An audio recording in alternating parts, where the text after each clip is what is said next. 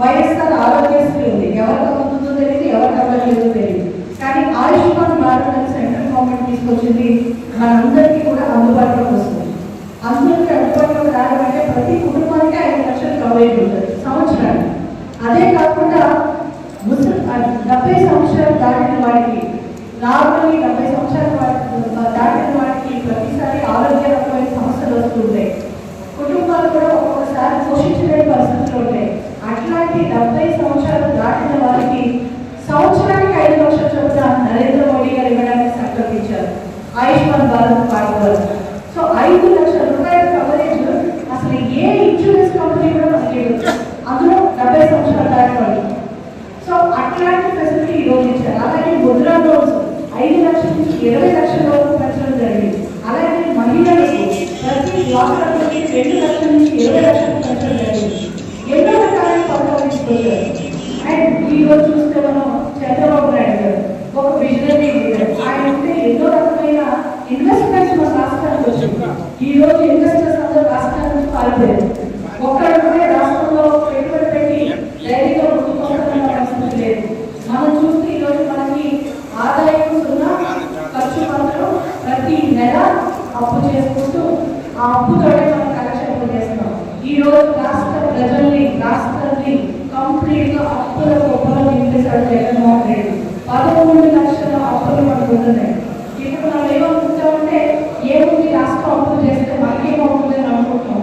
కానీ అప్పులతో తీసుకోవాల్సిన పద్ధతిగా ఉంటుంది. ఎండ్ ఆఫ్ ద డే నేను ఇంకా చెప్పినట్టు కోర్టు 50 రూపాయలు కొనుక్కోవాల్సి వస్తుంది. మంచినీటి ప్యాకెట్ కూడా 50 రూపాయలు అయ్యే అవకాశం ఉంటుంది. 5 రూపాయలకి 50 రూపాయలు అవుతుంది. మన మీద పడుతుంది. నిత్యావసర ఖర్చులు పెరిగిపోతాయి. మనకి ఇంటి పనులు, చెత్త పనులు, ఎన్ని రకాలైన పనులు వేసాడో ఆయనకి లేదు. ఈ రోజు చూస్తే కరెంట్ షాక్ పడుతుంది, కరెంట్ బిల్లు షాక్ పడే పరిస్థితి ఉంది. మధ్య చూస్తే ఏదైనా పడుతుంది. ఏ జగన్మోహన్ రెడ్డి అయితే నేను మధ్య నిషేధం చేసి నేను మీ ముందుకు వస్తా ఓటు అడగాలని చెప్పాడు.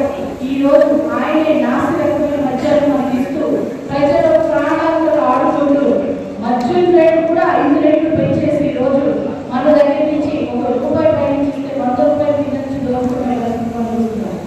మనం ఏదైతే ఈ రోజు ఈ ప్రభుత్వం చేస్తుందో, ఈ స్కామ్ ప్రభుత్వం చేస్తుందో, ఇసుక స్కామ్, మద్యం స్కామ్, డ్రగ్స్ స్కామ్, కంప్లీట్ గా చెప్పాలంటే భూదంగలు, ఇవన్నీ మనం రోజు పొద్దున్న వేస్తే ఎక్కడ చూసినా సరే ఎవరైతే మనం గొంతు విప్పి మాట్లాడతారో వారి గొంతు నొక్కడానికి, ప్రశ్నించే వారిని కేసులు పెట్టి వేధించడం, మైనింగ్ మాఫియా, ఇదంతా కూడా మన రాష్ట్రంలో ఈరోజు మన జీవితాల్లో ఆడుకుంటారు. బిజినెస్ చేపట్టాలి, ఎంటర్‌ప్రెన్యూర్‌షిప్ డెవలప్ చేయాలి, ప్రతి ఒక్కరు మన కాళ్ళ మీద మనం నిలబడాలని చెప్పి మనకి దక్షిణాది రాష్ట్రాలకు ఒక బుల్లెట్ ట్రైన్ ఇవ్వడం జరుగుతుంది. ఎందుకంటే బుల్లెట్ లాగా మనం దూసుకుపోవాలని చెప్పి ఇలా ఎన్నో పథకాలు ఈ రోజు మనకి ఇస్తున్న 5 కేజీల బియ్యం జగన్మోహన్ రెడ్డి గారు కాదమ్మా, నరేంద్ర మోడీ గారు ఇస్తున్నారు. ఈ రోజు మనకి కిసాన్ సమ్మాన్ నిధి 6,000 రూపాయలు కేంద్ర ప్రభుత్వం ఇస్తుంది. కేవలం స్టిక్కర్లే వేసుకుంటాడు తప్పితే జగన్ మనకి ఏమి ఇవ్వట్లేదు. అది మీరు ప్రతి ఒక్కరికి మహిళలు ముందుకు వెళ్తే రాష్ట్రం ముందుకు వెళ్తుంది. ఇక్కడ ఎమ్మెల్యేగా ఒక మహిళ ఉంది, ఎంపీగా ఒక మహిళ ఉంది. మీ ఆడబిడ్డలు మీరందరూ దీవిస్తారని చెప్పి ఆశిస్తున్నాను. మరొకసారి మీ అందరూ కూడా ఎంపీగా కమలం గుర్తుపై ఓటు వేసి నన్ను అత్యధిక మెజారిటీతో గెలిపిస్తారని ఆశిస్తున్నాను.